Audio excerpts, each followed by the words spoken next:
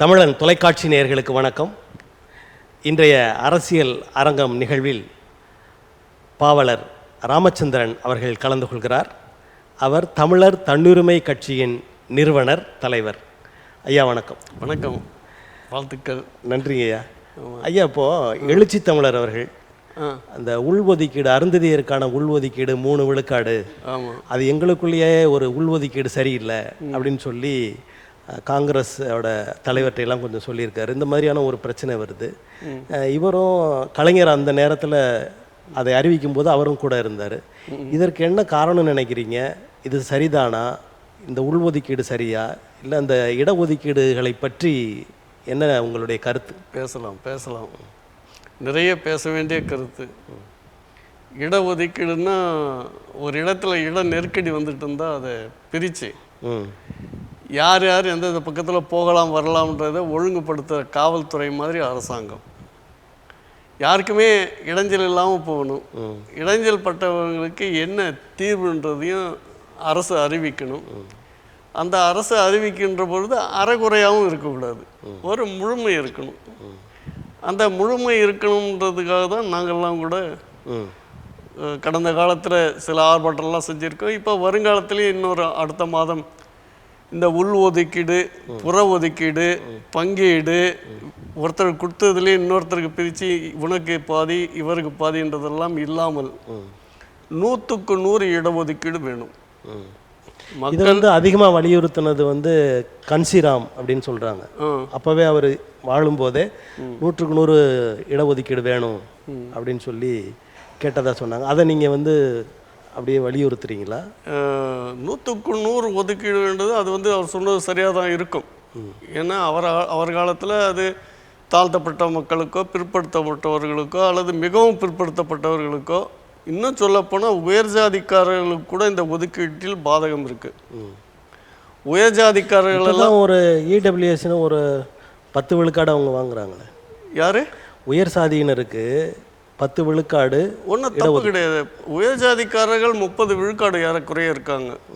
ஆமாம், அதற்கான கணக்கீடுகள்லாம் இருக்கா? அதெல்லாம் கணக்கீடு எடுக்கணும் அரசாங்கம். அதை பீகார் செஞ்சது இல்லை. இப்போ மற்றவர்கள் கேட்கும்போது பல போராட்டங்கள், ஆர்ப்பாட்டங்கள் நடத்த வேண்டியது இருக்கு. ஆமாம், ஆனால் உயர் சாதியினருக்கு உடனடியாக கொடுக்கப்பட்டிருக்கிறது. அதற்கு காரணம் என்ன நினைக்கிறீங்க? அப்படி தரல யாருமே. உயர் ஜாதிக்காரர்களுக்கு ஒதுக்கீடு நீட்டு எந்த கருணாநிதியோ, எம்ஜி ராமச்சந்திரனோ, ஜெயலலிதாவோ யாரும் தரலையே. அந்த மாதிரி தாழ்த்தப்பட்ட மக்களுக்கு கொடுத்துருக்கிற ஒரு 18 விழுக்காடில் தான் எடுத்து கொடுத்தாங்களே தவிர மற்ற எந்த இதுலேயும் தனித்தனி சாதிகள். இப்போ நான் இங்கே தமிழ்நாடு அரசை பற்றி பேசலை, ஒன்றிய அரசில் இப்போ உயர் சாதியினருக்குன்னு 10 விழுக்காடு கொடுத்துருக்காங்க. ஆமாம், அதுக்கு வந்து போராட்டங்களோ ஆர்ப்பாட்டங்களோ யாரும் நடத்தலை.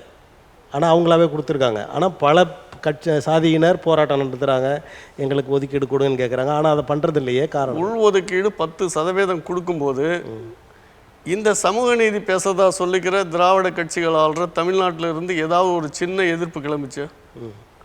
ஏன் 10% அவங்களுக்கு கொடுக்குறீங்க? எதிர்ப்பு நிறைய பேசுனாங்களே. அதை பேசுகிறாங்க, சரிதான், பேச்சோட சரி. பேசாமல் எதை பற்றி பேசாமல் இருக்காங்க?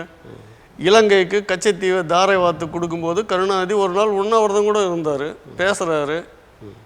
இலங்கை தமிழர்கள் அடிபட்டு செத்த போது அவர் வந்து ஒரு நாள் உண்ணாவிரதம் இருந்தார், பேசுகிறாரு. ஒதுக்கீடுன்னு வரும்போது கூட சில பேர் பேசிக்கிறாங்க, எதுவுமே இல்லை. காவேரி போச்சு, முல்லை பெரியாறு போச்சு, அப்போல்லாம் கூட பேசிக்கிறாங்க. சொல்லப்போனால் எம்ஜி ராமச்சந்திரன் முதலமைச்சராக இருந்தார். அப்போ ராஜா முகமதுன்ற தமிழர் தான் நீர்ப்பாசனத்துறை அமைச்சராக இருந்தார். அவர் போய் கேரளத்தோட போய் சண்டை பிடிச்சிட்டு வந்தார்.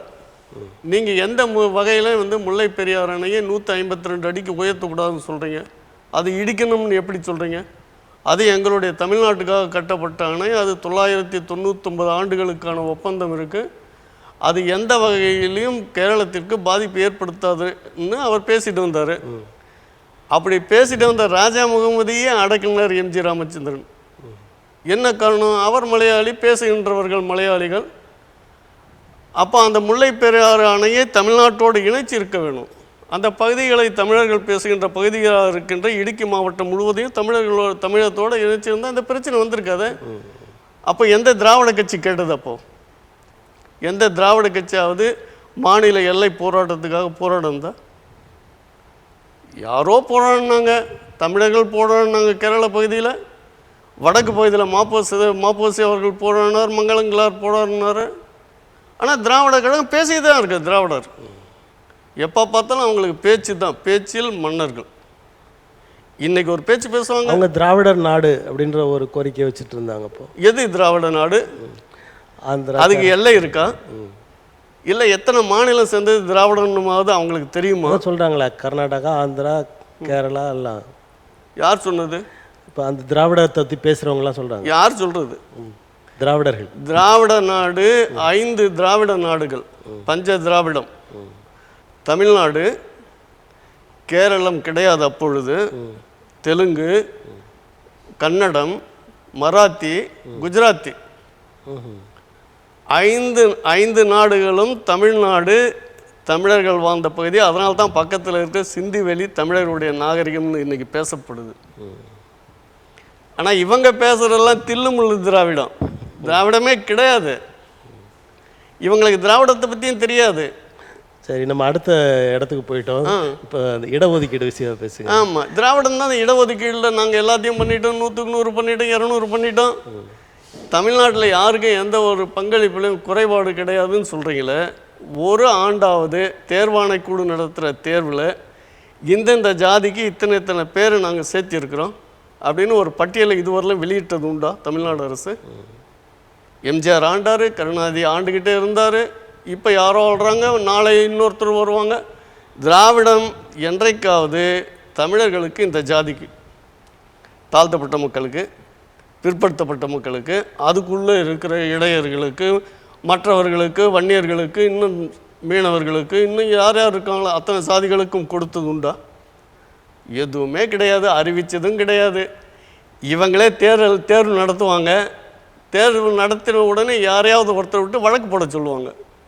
அவங்க வழக்கு போட்ட உடனே தேர்வு நடத்துறது சரியில்லை, அதனால் இத்தனை பேருக்கு வேலை கிடைக்கிறதெல்லாம் பறி போயிடும். இப்போ கலைஞர் காலத்தில் 108 சாதிகளை ஒன்றிணைத்து அவங்களுக்குன்னு ஒரு இடஒதுக்கீடுலாம் கொடுத்தாங்கல்ல. உங்களை யார், நீங்கள் ஒரு சட்டையை தைக்க சொல்லி தான் துணியை கொடுக்குறோம். சட்டையை வெட்டி 100 சட்டையை தைக்கிறதுக்கு பதில் நீங்கள் 99 சட்டையை கொடுத்துட்டு 100 பேரும் போட்டுங்கன்னா எப்படி போட்டுக்க முடியும்? யார் போட்டாங்க இல்லைன்றது கணக்கெடுப்பு இருக்கா உங்களுக்கு? போடாத ஜாதி எதுன்னுட்டு இன்றைக்கி கணக்கு இருக்கா? எல்லாம் நீங்கள் எங்கே போனாலும் தமிழர்கள் இல்லை. இப்போ சாதி ரீதியான கணக்கெடுப்பு வேணும், 100க்கு 100 ஜாதியோடைய கணக்கெடுப்பு வேணும். அதை தான் பீகாரில் நடத்தியிருக்காங்க. ஆமாம், இதை ஒன்றிய அரசு தான் செய்யணும்னு சொல்கிறாங்களே. ஒன்றிய அரசுக்கு இது வேலை கிடையாது. ஒன்றிய அரசு ஒவ்வொரு மாநிலத்திலும் இருக்கின்ற மக்கள் தொகை கணக்கெடுப்பு, அந்த மக்கள் தொகை அந்த மக்கள் தொகை கணக்கெடுக்கும் போது மொழி வழி எவ்வளோ பேர் இருக்கிறாங்க இந்த மாநிலத்தில். தமிழ்நாட்டில் தமிழ் பேசுகின்ற மக்கள் எவ்வளோ பேர் இருக்கிறாங்க, மலையாளம் பேசுகின்ற சாதி ரீதியான கணக்கெடுப்பு அதில் வராதுன்றீங்களா? வராது. அவங்க எடுத்தாலும் அது சரிபடாது. அவங்க எடுத்திருந்தாங்கன்னா தமிழ்நாட்டுக்கு வெளியே இருக்கிற நம்ம ஜாதிகள் எல்லாம், தமிழ் சாதிகள் எல்லாம் ஃபார்வர்டு, முன்னேற்ற கட்சிகள் தான், முன்னேற்ற சாதிகள். பிற்பட்டவங்க, தாழ்த்தப்பட்டவங்கன்ற இடஒதுக்கீடெல்லாம் கிடையாது. கிடைச்சிருந்தால் தமிழ்நாட்டில் தவிர வேறு எங்கேயும் இந்த மாதிரி ஒரு பெரிய போராட்டமெல்லாம் நடந்தே இருக்காது. நடந்துக்கிட்டு இருக்கு, தமிழ்நாட்டில் தான் கேட்டுட்ருக்கோம் எல்லாரும், மூளைக்கு மூளை நம்ம தமிழர்கள். ஏன்னா நம்ம இடஒதுக்கீட்டில் தமிழ் படிச்சிருந்தா போதும், தமிழ்நாட்டு தேர்வாளர் குழு ஒரு வேலை தேர்வு வச்சு எழுதாங்க. இப்போ வடநாட்டுக்காரங்களாம் தமிழ்நாட்டில் இருக்காங்க, வேலையில் இருக்காங்க. ஆனால் தமிழ்நாட்டுக்காரங்க எந்த மாநிலத்தில் இருக்கிறாங்க? தமிழ்நாட்டுக்காரங்க தமிழ்நாட்டுக்குள்ளே வேலையில் இருப்பாங்க, அல்லது வெளிநாட்டுக்காரன் நடத்துகிற நிறுவனங்களில் வேலையில் இருப்பாங்க. ஐடி போல் நிறுவனங்களில் தமிழர்கள் வேலையில் இருப்பாங்க. இப்போ இந்திய ஆட்சி பணிகள்லாம் தமிழர்கள் நிறைய வெவ்வேறு மாநிலங்கள்லாம் இருக்காங்கல்ல. இந்திய ஆட்சி மொழி என்பதே தவறு. ஆட்சி பணி, இந்திய ஆட்சி பணி இதே 67க்கு முன்னால் 3/4 பேர் தமிழர்களாக இருப்பாங்க. எப்படி ஒரு மாநிலத்துக்கு போனால் 2 பேர் 4 பேர் தமிழர்கள் இருப்பாங்க, ஐஏஎஸ் அதிகாரிகள். டெல்லியில் போனால் 3/4 பேர் டெல்லி அதிகாரிகள்லாம் தமிழர்கள் தான் இருப்பாங்க. அந்த எண்ணிக்கை குறைந்து விட்டதா? இன்னைக்கு கிடையாது, எண்ணிக்கை கிடையாது. தமிழ்நாட்டில் யார் தலைமை செயலாளர், யார் காவல்துறை அதிகாரி, எத்தனை டிஎஸ்பி எல்லாம் தமிழ்நாட்டுக்குள்ள எல்லாம் வெளி மாநிலத்துக்காரங்க தான் இருக்காங்க. அவங்கள நம்ம வேண்டான்னு சொல்லலை. ஆனால் தமிழர்கள் இல்லாமல் போகிறதுக்கு என்ன காரணம்? ஏன் அப்படி இருக்கீங்க? அப்படி இருக்கிறவங்க நியாயமாக நீங்கள் நடக்கலைன்னு அர்த்தம். முன்ன ஒரு தேர்தல் நடந்தது, பொது தேர்தல் அப்போது உடனே யார் தமிழராக இருந்த ஐஏஎஸ் அதிகாரிகளெல்லாம் மாற்றிட்டு தலைமை செயலாளர் ஒரு வடநாட்டுக்காரரை போட்டிங்க, காவல்துறை அதிகாரியாக ஒரு வடநாட்டுக்காரரை போட்டிங்க. சரி, அப்படியே தான் இருக்கணும் பார்த்தா இப்போ தேர்தல் முடிஞ்சிச்சு, மறுபடியும் அடுத்து உள்ளாட்சி தேர்தல்கள்லாம் வரப்போகுது. இதை மட்டும் சொல்கிறீங்க, அதுக்கு முன்னாடி இறையன்பு அவரை போட்டு அவர்கள் தான், அதுக்கு பிறகு சைலேந்திர பாபு இருந்தார். 2 பேரையும் போட்டிங்க. 2 பேரும் எப்போ போட்டிங்க? வந்த புதுசில். இல்லை, அவங்களோட காலம் முடிந்தது. ஆமாம், அவங்க காலம் முடிஞ்ச உடனே இன்னொரு தமிழனை போடணுமில்ல. இன்னும் தமிழ்நாட்டில் படித்த ஐஏஎஸ் ஐபிஎஸ் அதிகாரிகள் இருக்காங்களா, அவங்கள போடணுமில்ல. இப்போ ஒருத்தர் மாற்றி இப்போ ஒரு சிவதாஸ் மீனா முடிஞ்சோடனே முருகானந்தம் அவங்களை கொண்டு வந்திருக்காங்க. சிவதாஸ் மீனா அவர் முடிஞ்சிச்சு தலைமைச் செயலாளர். அது என்னவோ எனக்கு தெரியாது. அவர் ஏன் இப்போ மாற்றினீங்க போட்டிங்க? ஏன்னா தேர்தல் நடக்கிறதுனால, எப்போது பாராளுமன்ற தேர்தல் நடக்கிறதுனால சிவதாஸ் மீனாவை போட்டிங்க. இப்போ சிவதாஸ் மீனாவை நீக்கிட்டீங்க. இப்போ வேறு யாரையோ ஒருத்தர் போடுறீங்க. ஏன்னா உள்ளாட்சி தேர்தல்லாம் வருது. மக்கள் நம்மளை ரொம்ப நல்ல ஆளுங்கன்னு நினைக்கணும். அப்படின்னு நினைக்கிறது தான் திராவிட கட்சிகளுடைய இது. அவர்களுக்கு நல்ல எண்ணம் இல்லாததுனால தான் இந்த எண்ணிக்கை, இந்த ஒதுக்கீடுகள் எல்லாம் இன்றைக்கு செல்லுபடி இல்லாமல் போயிட்டுருக்கு. வேறு மாநிலத்தில் போயிட்டாக்க எந்த மாநில அதிகாரியும் தமிழ் அதிகாரி கிடையாது. தமிழ்நாட்டில் இருக்கிறவங்கள தவிர மாநில அதிகாரிகள் யாரும் கர்நாடகத்தில் பார்க்க முடியாதுன்றாங்களே. கேரளத்தில் ஒரு வண்டி ஓட்டிக்கிட்டு போகிறான் ஒரு ஆள், நம்மால் காரில் போயிட்டுருக்கான். அந்த காரில் போகிறவனை மறித்து, நீ தமிழ்நாட்டில் இருந்து வர வண்டி, அங்கே வாங்கி இருக்கின்ற உரிமை, அது இது இன்சூரன்ஸ் எதுவுமே செல்லுபடி ஆகாதுன்னு அவனுக்கு தண்டனை போட்டு அனுப்புகிறான் காவல் அதிகாரி. அப்போது கேரளத்திலே அப்படி இருந்தால் வேறு மாநிலத்தில் எப்படி இருக்கும்? கேரளத்தில் எப்படினாலும் தமிழர்கள் 30% இருப்பாங்க. கேரளத்தில் பாதி பகுதி தமிழ் பகுதி தான். திருவனந்தபுரமே தமிழ் பகுதி. அது பாண்டிய நாட்டினுடைய எல்லைக்கு உட்பட்ட பகுதி. இன்றைக்கு இருக்கிற சபரிமலையே பாண்டிய மன்னனுடைய வாரிசுகளுடைய இடம். அப்படி தமிழர்கள் அங்கேயும் இங்கேயும் பிரிஞ்சு பிரிஞ்சு இருக்கிறதுனால தமிழ்நாட்டை ஆடுகின்ற தமிழர் அல்லாத திராவிட கட்சிகள் தமிழ்நாட்டினுடைய தமிழ் உணர்வு இல்லாதவர்கள். அதனால் தமிழ்நாட்டு பள்ளிகளில் தமிழ் கிடையாது, தமிழ் படித்தா வேலை கிடையாது, அப்படியே கொண்டு வராங்க. தமிழுக்கு முன்னுரிமையாக தமிழ்நாட்டு வேலைகளில் எப்படி இருக்கு? நம்முடைய சொத்தை பிடிங்கிட்டு நம்முடைய சொத்தில் உக்காந்துக்கிட்டு நமக்கு முன்னுரிமையாக பிச்சை எடுக்கிறதுல. இப்போ நீங்கள் இந்திய ஒன்றியம் எல்லா மாநிலங்களையும் மொழிவாரிமெல்லாம் ஒன்று சேர்த்து ஒரு ஒன்றியமாக ஒரு நாடாக இருக்குது. ஆமாம், ஒன்றியம் என்ன நாடு தான் அது. ஆமாம், இப்படி நீங்கள் பேசுகிறதுனால நீங்கள் ஒரு பிரிவினைவாதி அப்படின்ற மாதிரியான. அது எப்படி பிரிவினைவாதி? கையில் பெருவிரல், சிண்டு விரல், அந்த விரல் இந்த விரல்னு 5 விரல் இருக்கு. அப்போ இதை சுண்டு விரல்னு சொல்லக்கூடாதா? இது ஆள்காட்டி விரல்னு சொல்லக்கூடாதா? இது பெரிய விரல்னு சொல்லக்கூடாதா? எல்லாம் தான் இருக்கும். வேற்றுமையில் ஒற்றுமை. இந்தியா என்பது மட்டுமல்ல, தமிழ்நாடு கூட வேற்றுமையில் ஒற்றுமை, ஆந்திரம் கூட வேற்றுமையில் ஒற்றுமை, கர்நாடகமும் வேற்றுமையில் ஒற்றுமை. கர்நாடகம் கன்னடர்களுக்குன்னு தான் பேச்சாக இருக்காங்க. கன்னடர்கள் இருக்கிற 25 தமிழர்கள் 2% தமிழர்கள் என்ன ஆகிறது? கோலார் தங்க வயலை பற்றியெல்லாம் படம் வருது, நம்ம பார்க்கும்போது கதறுது மனது. அங்கே வேலை செஞ்சவங்கெல்லாம் வேலையும் இல்லை, உருப்படியும் கிடையாது, இடம் கிடையாது, வாழ்க்கை கிடையாது, நெறிமுறை கிடையாது, ஒன்றுமே கிடையாது. அதையெல்லாம் தமிழ்நாடு அரசு பேசுமா? பேசணும். ஆனால் அதை விட்டுட்டு நாங்கள் சோறு போட்டோம், காலையில் போய் உட்காந்து முதலமைச்சர் சோறு பசங்களோடு சேர்ந்து சாப்பிட்டாரு. என்ன இது நாடு? என்ன இது? நாம் இப்போ அந்த காமராஜ் அவர்கள் கல்வி கொடுப்பதற்காக மதிய உணவு கொண்டு வந்தார். ஆமாம், அதை நீங்கள் வரவேற்கிறீங்க. ஆமாம். இப்போ இதையும் வரவேற்க மாட்டேங்குது. எதுவும் காலையில் சாப்பிடாம சில குடும்பங்களில் ஒரு ஏழ்மை நிலை இருக்கத்தானே செய்யும். அவங்கெல்லாம் பசியாடுறாங்க. படிப்பதற்கு நல்லா இருக்கு. உங்களுடைய கேள்விக்கு மாதிரியே நான் பதில் சொல்லணும்னு நினைக்கிறேன். ஒரு மாமியார் வீட்டுக்கு போகிற விருந்துக்கு அப்போ முதல்ல எடுத்தோன்னா ஆடு வெட்டி தான் சாப்பாடு போடுவாங்க.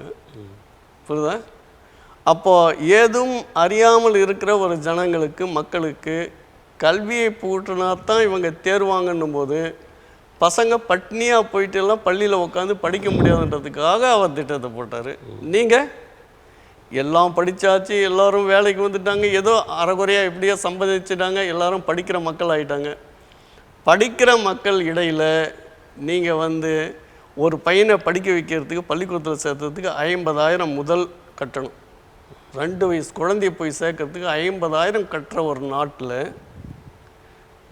ஏதும் இல்லாத பிள்ளைகள் படிக்கிறதுக்கு போனால் அங்கே சோறு போடுறன்றிய. அப்போ 50,000 ரூபாய் நீ எல்லாம் கட்டியிருக்கணும். அதுக்கு இருக்கிறவனுடைய பிள்ளை படிக்கிற இடத்துல இல்லாதவனுடைய பிள்ளையும் படிக்கணும்னா 50,000 நீ கட்டியிருக்கணும், தமிழ்நாடு அரசு கட்டியிருக்கணும். அப்படி இல்லைன்னா அந்த வசதிப்பட்டவனுடைய பையனுடைய பிள்ளையை அங்கே படிக்கிறத விட்டு இந்த ஏழையினுடைய பிள்ளை படிக்கின்ற பள்ளியில் அனைத்து வசதிகளும் செஞ்சு கொடுத்துருக்கணும். இரண்டுமே இல்லாமல் ஒரு பக்கம் ஏழ்மையை வளர்த்துக்கிட்டு இன்னொரு பக்கம் வளர்ந்தவன்கிட்ட பணத்தை பறிச்சுக்கிட்டு ஒரு நாட்டில் அரசு இருக்கலாமா?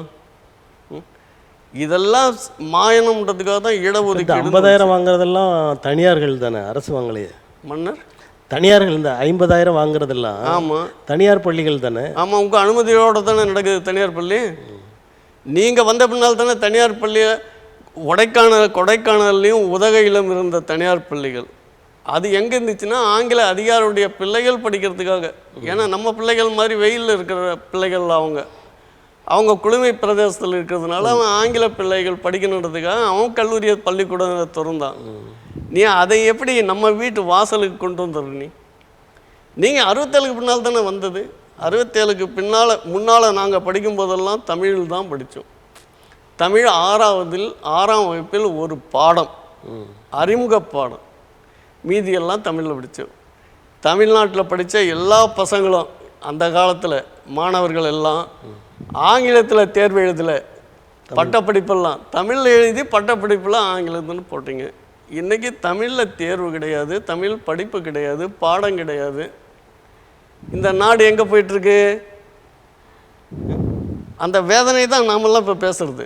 இப்போ நமக்காக பேசலை, தளபதியுடைய பிள்ளைகள் படிக்கணும் அல்லது எங்களுடைய பிள்ளைகள் பேரன் பேத்திகள்லாம் படிக்கணுன்றதுக்காக நாங்கள் பேசலை. நம்முடைய இனம் எப்படி வாழும்? இனம் என்றது இல்லாமல் எப்படி மொழி இருக்கும்? மொழி இல்லாமல் எப்படி நாடு இருக்கும்? அதுக்காக நான் பேசுகிறோம். இடஒதுக்கீடு என்பது முழுசாக இருக்கணும், எல்லோருக்கும் இருக்கணும். சொல்லுங்க. இப்போ இந்த இடஒதுக்கீடு சாதி அடிப்படையிலான இடஒதுக்கீடு தமிழ்நாட்டில் சிலர் சாதியே இல்லை அப்படின்னு சொல்லி பிள்ளைங்களை பள்ளியில் சேர்க்கிறாங்க. அவங்க சாதியை வந்து குறிப்பிடுவதில்லை. அப்படிப்பட்ட மக்களுக்கான இடஒதுக்கீடு வேணுமா வேண்டாமா? இது கொஞ்சம் ஆழமாக சிந்திக்க வேண்டிய ஒரு கருத்து. சாதியே இல்லைன்னுட்டு எப்படி நம்மளால் சொல்ல முடியும்? முதல் கேள்வி. சாதியை விட்டுவிட்டால் நமக்கு அடையாளம் என்ன இருக்கும்? அடையாளம் இல்லைன்னா நம்ம குடும்பம் தமிழர்கள், நாம் தமிழ் சாதிகள் என்று எப்படி இருக்கும்? ஒரு கொஞ்ச நேரம் நானே பேசிடுறேன். மதர் டங், தாய்மொழின்னு போட்டு தமிழ் தானே? இல்லை நீங்கள் ஐவகை நிலங்கள் நீட்டு தான் பிரித்தார்கள் தமிழர்கள். மலை சார்ந்த இடம் குறிஞ்சி, அதே மாதிரி முல்லை மருதம், நெய்தல் பாலை, காடு சார்ந்து, நிலம் சார்ந்து, கடல் சார்ந்து, இது எல்லாம் இல்லாமல் பட்டு போகிறது ஒரு பகுதி. அப்போது நீ காடு சார்ந்த நிலத்தில் வாழ்ந்த மக்களுடைய பாதுகாப்பு இன்றைக்கி இருக்கா? எல்லாம் எஸ்டேட்டுன்னு போட்டு யாருக்கோ கொடுத்த ஒரு காலத்தில். குறவன் குறத்தின்றதெல்லாம் போயிடுச்சு. அங்கே இருந்த ஆடு மேய்ச்சவங்க மாடு மேய்ச்சவங்கெல்லாம் இல்லாமல் போயிட்டாங்க. நிலம் அவங்களுக்கு தானே உரிமை. அப்படி இந்த காலத்தில் ஒரு புதியதான கண்டுபிடிப்பு தான் சாதி இல்லைன்னு சொல்லி அதையும் சாகடிக்கிறது. நம்முடைய உரிமையை நமக்கு தெரியாமையே பிடுங்கிறது. நாம் ஒரு பகுத்தறிவாளர்னு நம்மளை சொல்ல வச்சு நம்ம பகுத்தறிவே பிடுங்கிட்டு நாம் இல்லாதவர்களாக ஏழைகளாக ஆக்குறது. இப்போ புது முறையில் இப்போ எல்லாம் வெளிநாட்டு நிறுவனங்கள் அது வருது இது வருது. ஒரு 2 லட்சம் கோடி ரூபாய் தமிழ்நாட்டுக்கு வருகை தந்திருக்கு. அதை வச்சு தொழில் வருது, அதனால் 3 லட்சம் பேருக்கு வேலை கிடைக்குதுன்றதெல்லாம் இப்படி காட்டில் வாழ்ந்த மக்களுடைய நிலத்தை காட்டை பிடுங்கிறது போல, மலைவாழ் மக்களுடைய மலைவாழ் உரிமையை பிடுங்கிறது போல நிலத்தில் வாழ்கின்ற மற்றவர்களுடைய நில உரிமையையும் பிடுங்குவது தான் அது. அப்படி பிடுங்கிறதுனால தான் கடல் சார்ந்த மக்கள் வாழ்கின்ற கடற்கரை பகுதியெல்லாம் இன்றைக்கு கடல் சார்ந்த மக்களுடைய கையில் இல்லை. துறைமுகங்கள் எல்லாம் யாரோ அதானின்றான் அத்வானின்றான் யாரோன்றான். ஆனால் அது இருக்கக்கூடாதுன்றதுக்காக தான் நாங்கள் 100க்கு 100 கேட்குறது. 100க்கு 100 எந்த இடத்துல மக்கள் யார் வாழ்கிறாங்களோ அந்த குடிகளுக்கு தான் அந்த இடம். ஜாதியை ஒழிச்சிட்டா அந்த குடிகள் எப்படி கேட்பாங்க?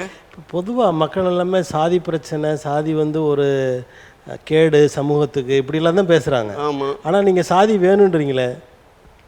சாதி ஒரு கேடுன்னுட்டு யாருக்கு பேசவே முடியாது, அறியாமையில் பேசுவது.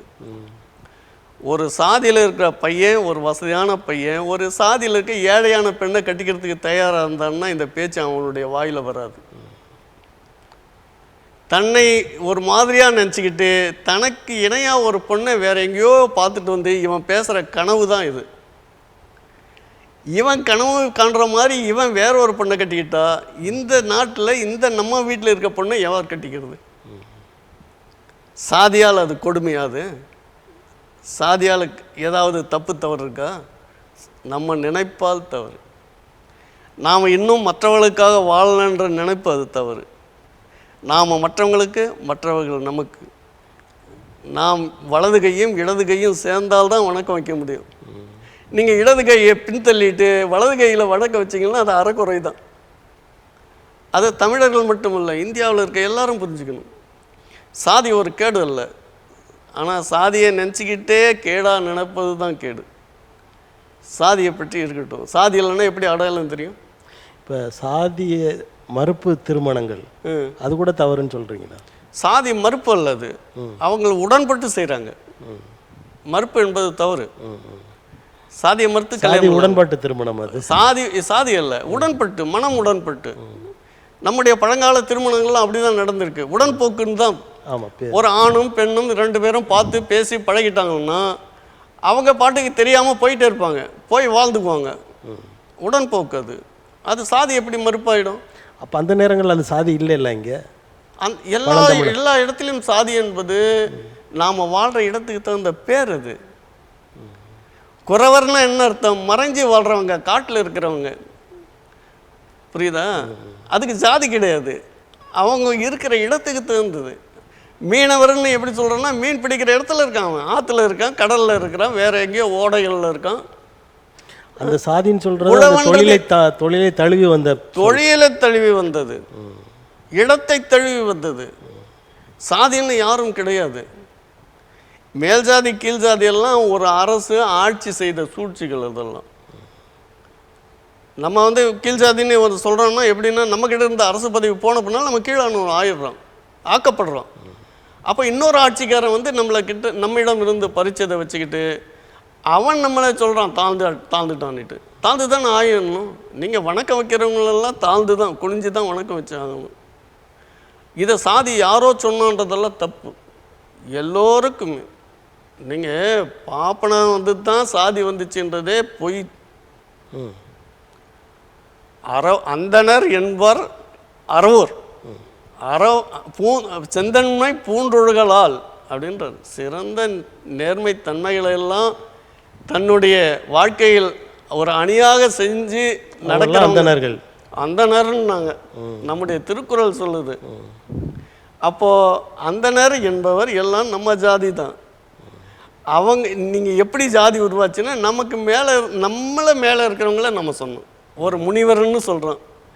முனிவர்னா என்ன அர்த்தம்? வாழ்க்கை முறையெல்லாம் வாழ்ந்து அனுபவித்து முனிந்து விட்டு விட்டு வெளியே போகிறவங்க, போய் உலகத்துக்கு சொல்கிறவங்க. நம்முடைய அறமே இல்லறம் அல்லது நல்லறம் என்று. அப்போது நல்லறம்ன்றதே வந்து என்ன, துறவரம் தான் நல்லறம். ஆனால் இல்லறம் என்று, இல்லறம் இல்லாமல் துறவரம் கிடையாதுன்ட்டான் அவை. யார் ஒரு பொம்பளை அம்மா சொல்கிறா, இல்லறத்துக்கு பின்பு தான் அது. இல்லறம் வாழ்ந்துடு, வாழ்ந்தாதான் நீ சுகப்பட்டு துன்பப்பட்டு மற்ற கடன்களை எல்லாம் முடிச்சுட்டு அப்புறம் துறந்துட்டு போ. இல்லறனாலே துன்பம்ன்றீங்களா? துன்பம் இல்லை, இன்பம் வருவதற்கே துன்பம் தான் காரணம். நீங்கள் துன்பப்படாமல் ஒரு இன்பத்தை அனுபவிக்க முடியாது. அனுபவிச்சா அது இன்பமே அல்ல, தெரியாது நமக்கு. எவ்வளோ நேரம் சளி பிடிச்சி இருந்தது, இந்த சளியை தும்பி எடுத்துட்ட உடனே என்ன இன்பம். அப்போ துன்பம் தான் இன்பத்தினுடைய வழிகாட்டி. நீங்கள் துன்பப்படாமல் எந்த இன்பத்தையும் நுகர முடியாது, அனுபவிக்க முடியாது, அதன் சுகம் தெரியாது. ஐயா, இப்போ அடுத்த மாதம் ஒரு ஆர்ப்பாட்டம் வச்சுருக்கீங்கன்னு சொன்னீங்க. தமிழர் தன்னுரிமை கட்சி சார்பில். ஆமாம், அது என்ன ஆர்ப்பாட்டம், எதற்காக? நீங்கள் கேட்டது போல் 100க்கு 100 ஒதுக்கீடு வேண்டும். மக்களுக்கு எந்த காரணத்தை சொல்லியும் ஒரு ஒரு ஒரு ஒரு விழுக்காடு மக்களை கூட ஒதுக்கக்கூடாது. நீ உயர்ந்த ஜாதிக்காரன், உனக்கு வேலை கிடையாதுன்னு சொல்கிறதுக்கு எந்த அதிகாரமும் கிடையாது அரசுக்கு. அதே போல் நீ கீழ்நிலையில் இருக்கிற ஆள், உனக்கு நான் வேலையை தரேன்னு சொல்லி கட்டி அணைத்துக்கிட்டு போகிறதும் சரியல்ல. எல்லா ஜாதி மக்களுக்கும் எல்லோருக்குமே படிச்சுட்டா என்ன நீ படிக்க வைக்கிறது உன் வேலை. படிச்சுட்ட பின்னால் அவங்களுக்கு இத்தனை சதவீதம் தான் வேலை தரணும், மற்றவங்களுக்கு வேலை இல்லைன்னு சொல்கிறது அநியாயம். அது ஜனநாயகம் இல்லை. அப்போ படிக்க வைத்த போதே புதியதாக வர்றவங்களுக்கெல்லாம் நீங்கள் வேலை தர வாய்ப்புகளை அரசாங்கம் உருவாக்கிக்கிட்டே இருக்கணும். புதுசாக வருங்க, வெளியில் போய் வேலையை பார்த்துட்டு வெளியில் போகிறவங்க அப்படின்ட்டுலாம் சில கட்டுப்பாடுகள் கணக்குகள்லாம் வைத்து அரசாங்கம் செயல்பட்டுக்கிட்டே இருக்கணும். அப்படி செயல்பட்டுக்கிட்டே இருக்கத்தான் நாங்கள் ஒரு போராட்டம் பண்ணோம். ஏன்னா ரொம்ப நாள் ஆச்சு, மக்களுக்கு நிறைய பேருக்கு வேலை இல்லை. கடந்த 10 ஆண்டுகளுக்கு முன்னையே 80 லட்சம் பேர் வேலை வாய்ப்பகத்தில் பதிவு செஞ்சுட்டு வேலை இல்லாமல் இருக்கிறதா கணக்கு இருந்தது. அப்போ ஒரு 10 வருடம்னா இன்னொரு 10 வருடத்தில் அது ஏறக்குறைய இன்னும் 2 மடங்கு ஆகிருக்கணும், அல்லது ஒரு கோடியாவது இருக்கணும். 1 கோடி பேர், 8 கோடி பேரில் 7 கோடி பேர் வாழ 1 கோடி பேர் பட்டினியாக இருக்க வேண்டிய சூழ்நிலை இருக்குன்னு அது அரசாங்கம் உடனடியாக நடவடிக்கை எடுக்க வேணும்ன்றது நம்முடைய கோரிக்கை. இரண்டாவது, படித்தவங்களை பார்த்துட்டோன்னா சில வீடுகளில் 10 பேர் இருந்தால் 5 பேர் வேலை செய்கிறாங்க. 5 பேரும் குறைவில்லாமல் தமிழ்நாடு அரசு அல்ல மத்திய அரசு பணிகளில் இருக்கிறாங்க.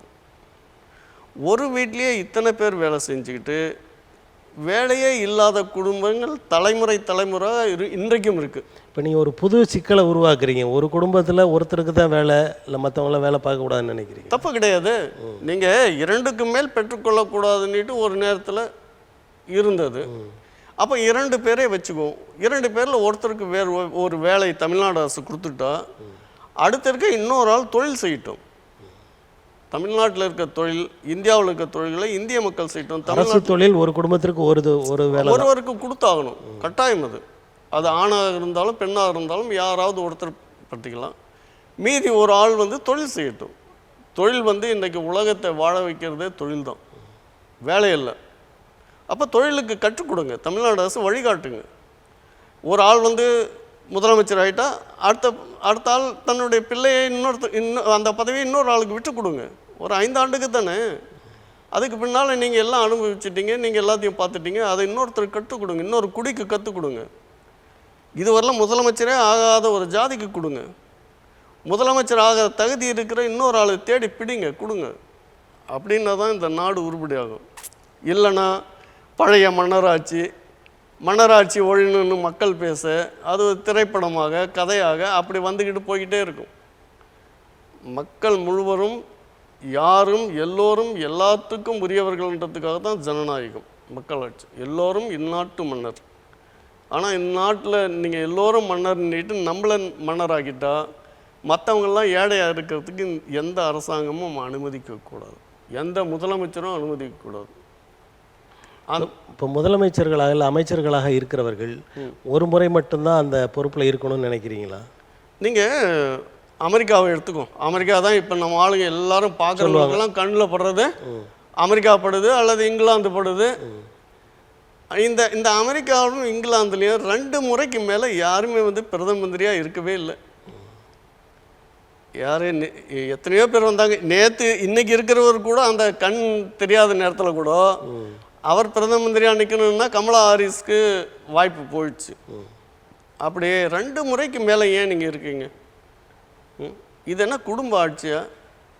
நீங்கள் எத்தனையோ மன்னர்கள் கொடுங்கோளர்கள்னு நம்மெல்லாம் சண்டை பிடிக்கிறோம் இன்றைக்கி. ஆனால் அந்த கொடுங்கோளர் போல் நீங்கள் அப்பன் மகன் பேரன் பேத்தி. ஐயா, அது ஒரு நடைமுறை சிக்கல் ஒன்று. இப்போ ஒரு கட்சி இருக்குது, அந்த கட்சியில் ஒருத்தர் தலைவராக இருக்கிறாரு, அடுத்து அவரோட மகன் தலைவராக வர்றாருன்னா அந்த கட்சியோட தொண்டர்கள் எல்லாம் அதற்கு ஆதரவு கொடுக்குறாங்க. ஆனால் இதே வேற ஒருத்தரை கொண்டு வந்தால் அதுக்குள்ளே பிரிவினை உண்டாகி அந்த கட்சி உடைந்து அது இல்லாமல் போகிற சூழல் வந்தது. அதுக்காக இதை நாங்கள் பண்ணுறோன்னு சொல்கிறாங்க. இல்லை அது தவறு, பொய். அது நீங்கள் அமெரிக்காவே பேசுவோம் கொஞ்சம் நேரத்துக்கு. இப்போ அமெரிக்காவிலேயும் இந்த மாதிரி பிரதம மந்திரி ஜனாதிபதி தேர்தல் நடக்குது. அவர் 3வது தடவை வர்றதுக்கு யாருமே விரும்பலை. ஒரு தடவை தாட்சர், அந்த இங்கிலாந்தினுடைய பிரதம மந்திரியாக ஒரு அம்மையார் தாட்சர் இருந்தாங்க. அந்த அம்மா 2 தடவை பிரதம மந்திரி வந்துட்டாங்க. 2 தடவை பிரதம மந்திரி வந்தவுடனே 3வது தடவை உன்னை போல் ஆட்சி தரவங்களே யாரும் கிடையாதும்மா, அதனால் நீங்களே 3வது தடவையும் இந்த பதவிக்கு போட்டிடணுன்னாங்க. அட போங்கப்பா, நான் 2 தடவை நினச்சதை செஞ்சுட்டேன், போதும் நீங்கள் யாராவது வாங்கன்னுட்டு அந்தம்மா போயிட்டாங்க. அப்போ நாம் அடையாளப்படுத்துகிற இங்கிலாந்தில் அந்த மாதிரி இல்லை, அப்படி ஒரு சட்டமும் இல்லை. 2 தடவைக்கு மேலே பிரதம மந்திரியாவோ குடியரசுத் தலைவராகவோ இருக்க முடியும்னு சட்டமும் கிடையாது. இதே மாதிரி இப்போ அமெரிக்காவிலையும் அந்த மாதிரி சட்டம் கிடையாது. அதே மாதிரி நெல்சன் மண்டேலா, எல்லோருக்கும் தெரியும், உலகத்தில் இருக்கவங்களுக்கெல்லாம் ஆப்பிரிக்கா நாட்டினுடைய விடுதலை தலைவர். அவர் கூட ஒரு 5 வருஷம் இருந்துட்டு அடுத்த முறை பிரதம மந்திரி ஆகிறதுக்கு விரும்பல, ஜனாதிபதி குடியரசுத் தலைவர் ஆகிறதுக்கு அவருக்கு பதவி தூக்கி போட்டு போயிட்டார். அப்போ இவங்களுக்குள்ளே என்ன இருக்குதுன்னா, நம்மை விட, நம்முடைய அன்பு பாசத்தை விட, நம்முடைய பிள்ளைகள் மக்கள் மகன்களை விட இந்த நாடு பெரியது, இந்த நாட்டு மக்கள் பெரியவர்கள், இந்த நாட்டு மக்கள் நமக்கு செய்த ஒரு அன்பளிப்பு, கொடுத்த அன்பளிப்பு இந்த பதவி. இந்த பதவிக்கு நாம் நன்றி சொல்லிவிட்டு நாம் போக வேண்டும் என்று நினைக்க வேண்டும். அப்படி நினைக்கின்ற தலைவர்கள் தமிழ்நாட்டில் இருக்கிறார்களா இல்லையா என்று தெரியவில்லை. ஆனால் ஒருவர் இருந்தார், காமராஜர், பெருந்தலைவர் காமராஜர். நாம் எதையும் மற்றவர்களிடமிருந்து கற்றுக்கொள்ளணும். அப்படி பாடம் கற்றுக்கிட்டால் நம்ம போல் அறிவாளிகள் கிடையாது. நாம் யார்கிட்டேருந்து கற்றுக்கணுன்னா, நான் முன்ன சொன்ன மாதிரி மேலை நாடுகள் கிட்டேருந்து கற்றுக்கணும். நாட்டினுடைய வளர்ச்சி அதை ஒரு அடிமைத்தனம்னு சொல்லலாமா? இல்லை அப்படி எதே அடிமை? இப்போ மேலை நாட்டு அவங்க தான் அறிவாளிகள், அவங்கள்ட்ட இருந்தால் கற்றுக்கணுன்ற போது ஒரு அடிமைத்தன மனப்பான்மை இல்லையா அது? இல்லை, ஏன்னா உலகம் நம்ம பெரியவர்கள் சொல்லியிருக்காங்க பாரு, உலகம் என்ற சொல்லையே தமிழர்கள் தான் நிறைய பயன்படுத்தியிருப்பாங்க. மற்றவங்கள பார்த்து நம்ம அறிஞ்சிக்கலாம், தப்பு கிடையாது. திருந்தணும், நமக்கு தெரிஞ்சதை நம்ம மற்றவர்களுக்கு சொல்லித்தரலாம். ஆமாம், அப்படி இது போல் ஒரு கட்டுப்பாட்டை, சுய கட்டுப்பாட்டை ஒவ்வொரு தலைவர்களும் வச்சுக்கணும். மனசில் வச்சுக்கிட்டா கட்சிக்குள்ளே எப்படி சண்டை வரும்? நாம் ஒரு ஆளை தயார் பண்ணோம்னா, தேர்ந்தெடுக்கிறோன்னா, இவர் இந்த 5 வருடத்துக்கு மட்டும்தான் முதலமைச்சர்னுட்டு உறுதியாயிடுச்சுன்னா அவரும் பொருள்பட மாட்டார், கட்சியும் அப்படி ஒரு சட்டமே கொண்டு வரலான்றீங்க? இல்லை, ஒரு நியதி வரணும். மன்னன் எவ்வழி மக்கள் அவ்வழின்னாங்க. மன்னன் எப்படிப்பட்டவனாக இருக்கிறானோ அப்படி தான் மக்கள் இருப்பாங்க. மன்னன் நேர்வழியாளராக இருந்தால் கண்டிப்பாக மக்களும் நேர்வழியாக இருப்பாங்க. மன்னன் வேறு ஏதாவது தப்பு தவறுகளை செய்தால் தவறாமல் கூசாமல் அதையே செய்வார்கள் மக்களும். மன்னன் என்ன நல்லது செய்கிறானோ அதை செய்கிற மக்கள், தப்பு தவறு செய்கிற மக்கள் திருந்திட்டாங்கன்னா, மன்னன் திருந்திட்டாங்கன்னா மக்களும் திருந்திடுவாங்க. நாமெல்லாம் திருந்திக்கணும். ஒவ்வொருத்தரும் ஒரு தலைமைன்னு வரவங்க எல்லாம் திருந்தணும். அது ஒரு பணிக்காக வந்திருக்கோம், வேலைக்காக வந்திருக்கோம், செஞ்சு முடிச்சுட்டு வீட்டுக்கு போயிடணும். போகும்போது நல்லபடியாக போகணும்னு நினைக்கணும். அதுதான் சொல்லுது மேலை நாடுகள். ஆனால் மேலை நாடுகள் நம்மகிட்டேருந்து கற்றுக்கிறது என்ன கற்றுக்குது தெரியுமா? வாழ்க்கை, துறவு, மொழிப்பற்று, இனப்பற்று, நாட்டுப்பற்று, உழைப்பு, தியாகம், இப்படியெல்லாம் சொல்லிக்கிட்டே போகலாம். உலகத்தில் எத்தனை இருக்கோ அத்தனையும் தமிழ்நாட்டில் தமிழர்கள் பண்டைய காலம் தொட்டு வழியாக வச்சுக்கிட்டு இருக்குது. ஆனால் நம்முடைய பண்பாட்டை இப்போ பேசுகிறதில்ல. நம்முடைய மாதம், நாள், கிழமைகளை கூட இன்றைக்கு யாருக்கும் மாணவர்களுக்கு தெரியாது, படிக்கிறவங்களுக்கும் தெரியாது, பெரியவங்களுக்கும் மறந்து வருது. இன்றைக்கி என்ன நாள்னு கேளுங்க, உடனே ஏதோ ஒரு டேட்டுன்றான் அதுவும். ஆனால் நாம் நாள், கிழமை எல்லாம் வச்சுருக்கோம். ஆடி, ஆவணி, புரட்டாசி, ஐப்பசி இதையெல்லாம் வச்சுருக்கோம். மாதங்கள் வச்சுருக்கோம், நாள் கிழமைகளை வச்சுருக்கோம், நேரங்களை, நாழிகளை வச்சுருந்தோம். எல்லாத்தையும் விட்டுட்டோம். எப்படி விட்டுட்டு வரோம்? ஒவ்வொன்றும் மாற்றாருடைய வருகை, மாற்றாருடைய மொழி, மாற்றாருடைய இனத்தினுடைய உடை, அடையாளங்கள் எல்லாமே நம்ம மேல் திணிக்கப்படுறதுனால நாம் என்ன ஆகிறோம்? நம்முடையதை இழந்து கொண்டே இருக்கிறோம். அப்படி இழக்காமல் இருக்கணும்னா மக்களுக்கு சரியான ஒதுக்கீடு இருக்கணும், சரியான உணர்வு ஊட்டணும். யாருமே இந்த நாட்டில் எதுவுமே இல்லாமல் போய்விடக்கூடாதுன்ற ஒரு அக்கறை இருக்கணும். அப்படி இருந்தால் நாங்கள் சொல்கிற மாதிரி 100க்கு 100 இடஒதுக்கீடு சரியானதாக இருக்கும். சரியானதாக இருக்க வேணும். நீங்கள் ஜாதி பார்த்தாலும் பரவாயில்ல, ஜாதி பார்த்தாவது ஒதுக்கீடு இருக்கணும். எந்தெந்த ஜாதிக்கு எவ்வளோ விழுக்காடு இருக்குது, அந்த விழுக்காடுக்கு தகுந்த மாதிரி அந்த ஜாதியில் படித்தவங்களுக்கு வேலை கொடுங்க. அதிலே வேலை வாய்ப்பில் இருந்த குடும்பம் இருக்கிற குடும்பங்களுக்கெல்லாம் விட்டுடணும், அடுத்த தலைமுறைகளுக்கு இல்லாதவங்களுக்கு கொடுக்கணும். அப்படி போயிட்டே இருந்தால் ஏதோ ஒரு சிறு சிறு தவறுகள் மட்டுமே வரலாமே தவிர பெருந்தவறுகள் வர வாய்ப்பே கிடையாது. இப்போ இந்த நிலையில் தமிழ்நாடு அரசு நீங்கள் சொல்பவற்றை எல்லாம் கடைபிடிக்கும் என்று நீங்கள் நம்புகிறீர்களா? நான் முன்ன சொன்ன மாதிரி தான் சொல்லணும். மன்னன் எவ்வழி மக்கள் அவ்வழி. மக்கள் வழி. இப்போ நம்ம திருப்பி போட்டு சொல்லலாம், மக்கள் எவ்வழி மன்னன் அவ்வழி. மன்னன் எவ்வழி. மக்கள் இதெல்லாம் ஒரு பெருசாக எடுத்துக்க மாட்டாங்க. ஏன்னா தேர்தல் வந்தால் ஏதாவது 10, 5 கிடைக்குது, அதை விட பெரியதான் அந்த வேலை. நம்ம தேநீர் கடையில் உட்காந்துக்கிட்டு அரசியல் பேசிகிட்டு இருக்கலாமே, வேலைக்கு போய் தான் நம்ம பிள்ளை நமக்கு சம்பாதிச்சிட்டு வந்து போடணுமான்னு சில பேர் நினைப்பாங்க. சில பேர் என்ன நினைக்கிறாங்க, நான் எத்தனையோ வருஷம் இந்த கட்சியில் இருந்துட்டேன்ப்பா, இப்போல்லாம் நான் அதெல்லாம் போக முடியாதுப்பா அப்படின்னு நினைக்கிறவங்களும் இருக்காங்க. இந்த நினைப்புகளெல்லாம் மாற்றிக்கிட்டால் தான் நல்லாயிருக்கும். ஏன்னா இது ஜனநாயக நாடு. இன்றைக்கி நீ ஒரு ஆளுக்கு போட்டுடலாம், நீ கட்டிக்கின பொண்டாட்டியே புருஷன் அல்ல. ஜனநாயக நாட்டில் நீ ஒரு ஆளை நியமிக்கிற, இந்த ஆள் நமக்கு நல்லது செய்வார், நமக்கு என்னென்ன தேவைன்றதெல்லாம் உணர்ந்து செய்யக்கூடிய ஆள், அப்படியெல்லாம் பேசியிருக்காரு, அப்படியெல்லாம் நம்மக்கிட்டேருந்து மனு வாங்கியிருக்கிறாரு, அதையெல்லாம் யானை மேலே ஏற்றிட்டு போய் அலுவலகத்தில் வச்சுருக்காரு, அதையெல்லாம் ஒரு நாள் பிரித்து பார்த்து நமக்கெல்லாம் செய்வார்னு நினச்சி மக்களை அங்கேயே இருந்துட்டாங்கன்னா அது தேராது. மக்கள் தேரணும்னா மன்னன் தானாகவே தேறிடுவோம். நாம் இப்படியெல்லாம் கதை விட்டெல்லாம் மக்கள்கிட்ட ஏமாற்ற முடியாது. தமிழ் வாழ்கன்னு எழுதி வச்சுட்டு இங்கிலீஷ் ஹிந்தி பள்ளிக்கூடத்துங்களாம் நடத்த முடியாது. தமிழ் தான் எல்லாம்னு சொல்லிட்டு நீங்கள் எல்லாத்துலேயும் ஆங்கிலம், பத்திரப்பதிவுலேருந்து எல்லாத்துலேயும் ஆங்கிலம் தான் அச்சடிக்க முடியாது. தமிழ்நாட்டில் திருக்கோயில்களுக்கு சாமிக்கு வழிபாடு நடத்தணும்னு சொல்லிட்டு கடைசியாக சமஸ்கிருதத்தில் வழிபாடு நடத்த முடியாது. இப்படி பல இருக்குது. தெருவெல்லாம் விளம்பர பலகைகள்லாம் ஆங்கிலத்தில் இருக்குன்றதை கண்மூடி மறைக்க முடியாது. தமிழர்கள் எச்சரிக்கை ஆகிட்டாங்கன்னு தெரிஞ்சா கண்டிப்பாக மக்கள் எவ்வழி மன்னன் அவ்வழி. ஆனால் மன்னனை போய் நாம் திட்டிக்கிட்டு இருந்தாக்கா அது நேரம் போயிடும். மன்னனை திட்ட முடியாது. ஏன்னா அவங்களுக்கு பல சுகங்கள் இருக்குது, அவங்களுக்கு நம்முடைய பேச்செல்லாம் போய் சேராது. அவங்க எழுந்தாலும் உக்காந்தாலும் விளம்பரத்து மேலேயே உட்காடுறாங்க. விளம்பரம் இவங்க உக்காந்தாக்கும் ஒரு புது காரணம் சொல்லும், இவங்க படுத்தா இன்னொரு காரணம் சொல்லும், இவங்க பயணப்பட்டால் இன்னொரு காரணத்தை சொல்லும். அப்போ நமக்காக தான் உழைக்கிறாருன்னுட்டு மக்கள் நினச்சிக்கிட்டே இருப்பாங்க. அதனால் மக்கள் திருந்தணும். மக்கள் திருந்தாமல் எந்த சட்டமும் செல்லுபடியாகாது. இப்போ தமிழ்நாட்டில் 2026ஆம் ஆண்டு ஒரு தேர்தல் நடக்க இருக்கிறது. இந்த தேர்தலில் ஒரு புதிய கட்சி பங்கேற்கிறது, தமிழக வெற்றி கழகம். இதை எப்படி பார்க்குறீங்க? நாம இதை கொஞ்சம் வெளிப்படையாக பேசுவோம். எல்லாமே பொதுவானது, எல்லாமே எல்லாருக்கும் எல்லா உரிமையும் இருக்குது. வெற்றி கழகமோ தோல்வி கழகமோ அது பேர் நம்ம வெற்றின்னு தான் வைப்போம்.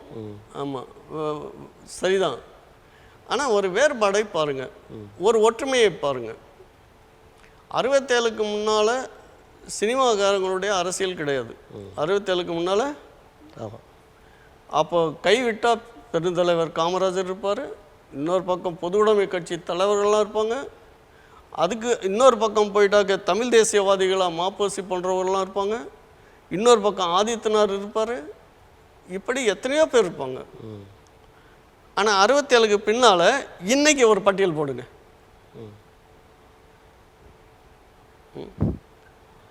எம்ஜிஆர், ஜெயலலிதா, கருணாநிதி, குறிஞ்சி மலர், அப்புறம் புதுசாக கட்சி தொடங்கணுங்க. குறிஞ்சி மலர்னா தற்போதைய முதல்வர் குறிஞ்சி மலர் எங்களுக்கு தெரிஞ்சு சொல்கிறேன். அப்படியே வருது, வரிசையாக வருது. இன்னும் யார் யார் வந்தாங்களோ எல்லாரும் சினிமாவில் இருந்து வந்தவங்க. அதாவது தன்னுடைய நினைப்பை மட்டுமே பேசுகிறவங்க அல்ல அவங்க. யாராவது எழுதி கொடுத்தாலும் பேசுவாங்க, யாராவது சொல்லி கொடுத்தாலும் நடிப்பாங்க. நீங்கள் இப்போ தற்போதைய முதலமைச்சர் அப்படி சொல்ல முடியாது. அவர் திரைப்படம் முழுவதும் அதில் அவர் ஈடுபடலையே. ஒரு நாடகத்தில் நடித்தார், அந்த மாதிரி தானே வந்தார். கலைஞர் அளவுக்கு அவர் திரைப்பட ஈடுபாடு எங்களுக்கு தெரியாதுங்க, மக்களுக்கு தெரியும், எனக்கு தெரியாது. ஏன்னா நான் குறிஞ்சி மலர் பார்த்தேன்னா என்ன ஒன்றும் கிடையாது. ஆமாம், மக்களுக்கு தெரியும். அதனால் இந்த வாரிசுகள் அப்படியே வந்துகிட்டே இருக்கும். வந்துட்டு என்ன ஆகும்? 67க்கு முன்னால் காவேரி பிரச்சனை கிடையாது, 67க்கு முன்னால் முல்லை பெரியார் அணை பிரச்சனை கிடையாது, பாலாறு பிரச்சனை கிடையாது, இன்னும் கச்சத்தீவு பிரச்சனை கிடையாது, இது தவிர பிரச்சனை கிடையாது. இது தவிர வேறு பிரச்சனைகள்லாம் இருந்ததுல. அப்போ என்ன பிரச்சனை இருந்தது சொல்லுங்க. இப்போ அதாவது சாதி அமைப்புகளில் ஒரு உயர் சாதியினர் மட்டும் 90 விழுக்காடு அளவிற்கு அரசு அலுவலர்களாக இருந்தாங்க, மற்றவங்களாம் புறக்கணிக்கப்பட்டாங்க. இந்த மாதிரியான செய்திகள்லாம் இருக்கு. அப்போ அரசு அலுவலகத்தில் இருந்தவங்க நீங்கள் சொல்கிற மாதிரி உயர் ஜாதிக்காரர்கள் இருந்தாங்க. ஆனால் நாடு மக்கள்கிட்ட இருந்துச்சு.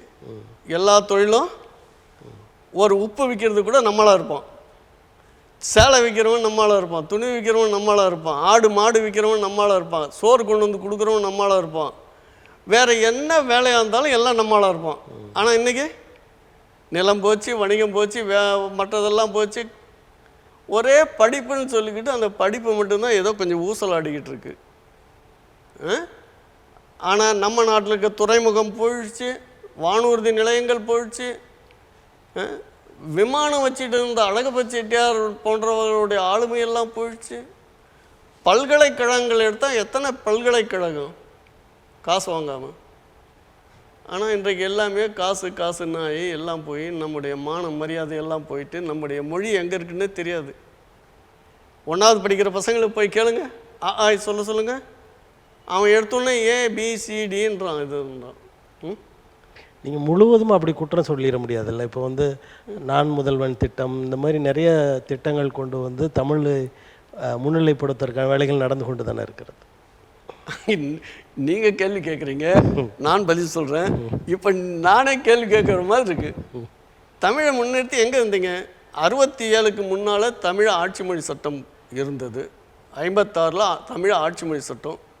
தமிழ் ஆட்சி மொழி சட்டம் என்ன சொல்லுதுன்னா, தமிழை ஆட்சி மொழி ஆக்கிறதுக்கான நேரம் வரும், ஆட்சி முழுமைப்படுத்துறதுக்கான முனைப்புகளை செய்யணும். அப்படி முன்முனைப்பு செய்யும்போது அதுவரையில் வேண்டுமானாலும் ஆங்கிலத்தை கொஞ்சம் கொஞ்சம் வச்சுக்கலாம் அப்படின்னு சொல்லிச்சு. நீங்கள் அப்படியே வச்சுருக்கீங்க. ஆங்கிலத்தை எந்த தமிழனும் பெரிய படிப்பாக படித்து இல்லை. சொல்லப்போனால் இங்கிலீஷ்காரனுடைய ஆட்சி காலத்திலேயே அங்கேருந்து இங்கிலீஷ்காரன் ஆட்சி அதிகாரியாக வர்றவன் அங்கேருந்து IRSன்னு வருவான். ஒரு அதிகாரி இங்கே IAS மாதிரி, IFS அது வேறு. அப்போது அவன் அங்கேருந்து வரும்போது தென்னாட்டுக்கு வரவன் தமிழை படிச்சுட்டு தான் போகணுன்னுட்டு அங்கேயே தமிழ் படித்து கொடுத்தான். நீங்கள் இங்கே இருக்கிற அதிகாரிகள் இங்கேருந்து தமிழ் படிச்சுக்கிட்டு போனவங்கெல்லாம் டெல்லியில் அதிகாரியாக இருந்தான். ஆனால் நீங்கள் 67க்கு பின்னால் எந்த தமிழ் அதிகாரியாக இருக்கான்? அதுவும் தமிழ் படித்து எத்தனை பேர் இருக்கான்? இப்போது எல்லாம் ஆங்கிலம் தானே நீங்கள் சொல்லித்தரீங்க. ஆங்கிலத்தில் நான் இப்போ மொழி தகராறுக்காக நான் வரல. இந்திய ஆட்சி பணி தேர்வுகள்லாம் தமிழ்லையும் எழுதலாம் தானே? தமிழில் நீ என்ன சொல்கிறது? நீ தமிழ்நாட்டில் இருக்க தேர்வாணை குழு தமிழில் நடத்துறதில்ல. நீ என்ன டெல்லியை பற்றி பேசுகிற? டெல்லியை பற்றி பேசாத. டெல்லியை பற்றி பேசுறது தான் நீ பாராளுமன்றத்தில் உங்கள் பாராளுமன்ற உறுப்பினர்கள் கத்தணும். எங்கெங்கே தமிழ் இருக்கிற பாராளுமன்ற தமிழ்நாட்டிலேருந்து செல்கிற பாராளுமன்ற உறுப்பினர்கள்லாம் தமிழில் பேசுகிறாங்க, வாதாடுறாங்களே. ஆமாம், உங்களதெல்லாம் தமிழ் அப்படியே பதிவு ஏறிடுமா? தமிழ் ஆட்சி மொழி சட்டம், தமிழை ஆட்சி மொழி ஆக்கிறதுக்கு எப்போ இருந்து குரல் இருக்குது? இந்திய ஆட்சி மொழியாக ஆங்கிலம் ஆட்சி மொழியான்ற ஒரு ஆய்வு வைக்கும்போது தமிழை ஆட்சி மொழியாகத்தான் வைக்கணும்னுட்டு நம்முடைய காகிதம் இல்லைன்னு சொன்னார். அரசியலமைப்பு சட்டம் ஏற்ற போது நம்ம காகிதம் இல்லத்தை அவர் சொல்கிறாரு, இந்தியாவினுடைய ஆட்சி மொழியாக வர்றதுக்கு இந்திக்கு தகுதி கிடையாது, ஆங்கிலம் இனி இருக்க போவதில்லை, அதனால் தமிழ் தான் தகுதியுடையது. இந்த நாட்டினுடைய ஒரு மொழியாக இருக்கக்கூடிய தாய்மொழியாக இருக்கிற ஒரே ஒரு மொழி தமிழ் தான். தமிழ் தான் ஆட்சி மொழியாக வரணும். நீங்கள் எங்கே பேசுகிறீங்க? தமிழர் திமுக, அதிமுக, திராவிட கட்சிகள் எங்கே பேசுகிறீங்க? பாராளுமன்றத்திலேயோ அல்லது நம்ம தமிழ்நாட்டு தெருக்கள்லையோ இந்தி போராட்டம் நீங்களாம் நடத்துனீங்க? ஆனால் இப்போ இந்தி போராட்டம் திராவிட முன்னேற்ற கழகம் நடத்தினது மாதிரி எங்கே நடத்தும்? அதை கொண்டு வந்ததெல்லாம் யார்? திருவி கல்யாண சுந்தரனார் போன்றவர்கள். தமிழை மேடை பேச்சு ஆக்கினார் திருவிக்கா வர்றதுக்கு முன்னே மேடை பேச்சு இங்கே தமிழ்நாட்டில் ஆங்கிலத்தில் இருந்திருக்கு. அதை மேடை பேச்சை ஆக்கினார். அதே போலவே மறைமலை அடிகளார் போன்ற தமிழறிஞர்கள், வாசுபம், மாணிக்கனார் போன்றவர்கள், இவங்கெல்லாம் சேர்ந்துக்கிட்டு தான் தமிழை வந்து செம்மொழின்னு அறிவிக்கணும், இந்திக்கு எதிர்ப்பாக போராட்டம் பண்ணாங்க. நீங்கள் எங்கே பண்ணீங்க? திமுககாரங்க எங்கே பண்ணீங்க? 64 தேர்தல் 64 நெருங்க நீங்கள் காட்டிக்கிட்டீங்க, நாங்களும் அதை ஆதரிக்கணும்னு. இல்லைன்னா 67 தேர்தல் நீங்கள் வெற்றி பெறணுன்றதுக்காக பண்ணீங்க. அப்போ மறைமலை அடிகளாரை விட நீங்கள் பெரிய ஆளுங்களா? இப்போ இது வரைக்கும் நம்ம பேசுறதுல நீங்கள் தொடர்ந்து இந்த திராவிட கழகங்களை சாடுறதுக்கான காரணம் என்ன? அதிகமாக சாடுறீங்களே. திராவிட கழகம்ன்றத தப்பு. அது நீங்கள் மீன் கடைக்கு போனால் மீன் கடன் தான் அதை எழுதி வச்சிருக்கணும். அப்படி தானே இருக்கணும். இல்லை நெய் கடைக்கு போனால் நெய் கடன் தான் எழுதி வைக்கணும். தமிழர் கழகமாக தான் இருந்திருக்கணும் அப்படின்றீங்களா? அது தமிழர் கழகம். அது கியாபை விஸ்வநாதன் அவர்கள் அதான் தமிழர் கழகம் தான் சேலம் மாநாட்டில் தீர்மானம் போட்டு காலையில் நிறைவேற்றிட்டாங்க. ஆனால் அதில் இருந்த பெரியார்ன்ற ராமசாமி அவர் தமிழர் இல்லை, அவர் ஒரு தெலுங்கர். அதனால் அவரை சுற்றி இருந்தவங்கெல்லாம் பார்த்துக்கிட்டு, ஏன்பா இதை வந்து திராவிடர் கழகம் தமிழர் கழகம்னு இவங்க வச்சுட்டாங்கன்னா நாளை நாமெல்லாம் தெலுங்கர்கள்லாம் எப்படி அரசியல் பண்ண முடியும், நம்மளை வந்து எப்படி சேர்த்துக்குவாங்கன்னுட்டு சொன்னார். உடனே அண்ணாவை பிடிச்சி அன்னைக்கு மாலை நடந்த கூட்டத்தில் அதை பேர் மாற்ற வச்சார். அதுலேருந்து விலகி வந்தவர் தான் கியாபை விஸ்வநாதன் போன்றவர்களெல்லாம். இல்லை, இப்போ அண்ணா அதில் அப்படி போய் திராவிடர் கழகம் ஆனாலும் கூட அவர் திராவிட முன்னேற்ற கழகம்னு மறுபடியும் அதே பேரில் தொடர்ந்தார். நீங்கள் ஒரு கட்சி எதுக்காக பிளவுபடுதுன்றத காரணமெல்லாம் நம்மளால் சொல்லவே முடியாது. வெளியில் பேசும்போது ஏதோ ஒன்று சொல்லுவாங்க, அவங்களுக்குள்ள ஆயிரக்கணக்கான சிக்கல் இருக்கும். அப்படி தான் திராவிடர் கழகமும் ஒடிஞ்சது. திராவிடர் கழகம் ஒடிஞ்சிட்டு இவர் வந்தார், இவர் வந்து பேசினார், தமிழன்னாரு என்னென்னோ பேசினார். நானெல்லாம் கூட அவருடைய பேச்சை படித்து மயங்கி இருக்கு, அண்ணாவுடைய பேச்சை மயங்கி. அந்த மயக்கம் தெரியறதுக்குள்ளே ஒரு தேர்தல் வருது. தேர்தலில் யாரெல்லாம் இருக்காங்க பாருங்கள். தேர்தலில் ஆதித்யநாத் இருக்கார், அவருடைய நாம் தமிழர் கட்சி கழகம் இருக்குது. அதே போல் மாப்போசி இருக்கிறாரு. அதே போல் பொது உடைமை கட்சி பாலதண்டாயுதம் போன்றவங்கெல்லாம் பெருந்தலைவர்கள்லாம் அப்போ இருந்தவங்க. அதுக்கடுத்து நிலையில் இருந்தவங்கெல்லாம் அண்ணா இருந்தார். அப்புறம் இன்னும் 7 கட்சிகள், ராஜாஜி இருந்தார், சுதந்திரா கட்சி. நீங்கள் இப்போ வந்து பாப்பனை எதுக்குறீங்களே, ராஜாஜி இல்லைன்னா நீங்கள் ஜெயிச்சிருப்பீங்களா? ராஜாஜியை எப்படி 67 கூட்டு சேர்ந்தீங்க? நீங்கள் கேட்குறீங்க என்ன வந்து திராவிடம்னா ஏன் எதுக்குறீங்கன்னு. திராவிடம் என்னைக்கு நீங்கள் ஒழுங்காக பேசி ஒன்றுதில் இருந்திருக்கீங்க? பாம்பை கண்டா விட்டுடு, பாப்பானை கண்டா அடின்னு. அதே பாப்பானை வச்சு தானே ஈவே ராமசாமி சேலம் மாநகராட்சியினுடைய தலைவராக வர முடிஞ்சது. இது ஈரோடு நகராட்சி தலைவராக வர முடிஞ்சது. அதே பாப்பனாரை வச்சு தானே நீ கூட இருந்துக்கிட்டு அவருடைய நிழலாக இருந்த. ஆனால் அந்த ராஜாஜியை வச்சுக்கிட்டு தானே 67 ஜெயிச்சிங்க. 67 ஜெயிச்ச பின்னால நீங்கள் பெற்ற வாக்குகள்லாம் ரொம்ப ரொம்ப குறைவு. இடைவெளி 200, 300, 500, 1000, 50, 100 தான். அது அப்போ மொத்த வாக்குகளும் குறைவாக தானே இருந்தது. அப்போ அவ்வளோ குறைவாக இருக்கிறதுக்கு என்ன, இதில் ஜெயிக்கிறதுக்கு என்ன காரணம்? எல்லா கட்சியும் சேர்ந்ததுனால தான். அவனை இந்த வெற்றியை கொண்டு போய் நீங்கள் யாரை எதிர்த்தீங்களோ, தமிழனை வந்து காட்டு மிராண்டி மொழின்னு தமிழை சொல்லி நீங்கள் பொம்பளைங்கள்லாம் கிராப் வெட்டிங்க, இங்கிலீஷ்கார மாதிரி போங்க அப்படின்ட்டு இன்னும் என்னென்ன சொன்னாரோ அவர்கிட்ட போய் கொடுக்குறீங்களே. அண்ணா கொடுத்தார்ல. 67 வெற்றி யாருக்கு? 67 வெற்றி யாருக்குன்னா மொழிப்போர் தியாகிகளுக்கு தான். மொழிப்போர் தியாகிகளுடைய கையில் கொடுத்துருக்கணும். மொழிப்போர் தியாகிகளுடைய கையில் கொடுத்து அவங்களுடைய காலை தொட்டு வணங்கியிருந்தால் தமிழ்நாடு இன்றைக்கு தமிழ்நாடாக இருக்கும். இன்றைக்கு தமிழ்நாடாக இல்லாமல் இருப்பதற்கு, ஆங்கில நாடாக மாறிக்கிட்டு இருக்கிறதுக்கு, பழமொழி நாடாக இருக்கிறதுக்கு, இன்றைக்கி ஹிந்தியில் பேசுகிறவங்க எங்கே பார்த்தாலும் ஹிந்தி, எங்கே பார்த்தாலும் ஆங்கிலம், அப்படி இருக்கிற நாட்டை கெடுவதற்கு திராவிட கட்சிகள் தான் காரணம்.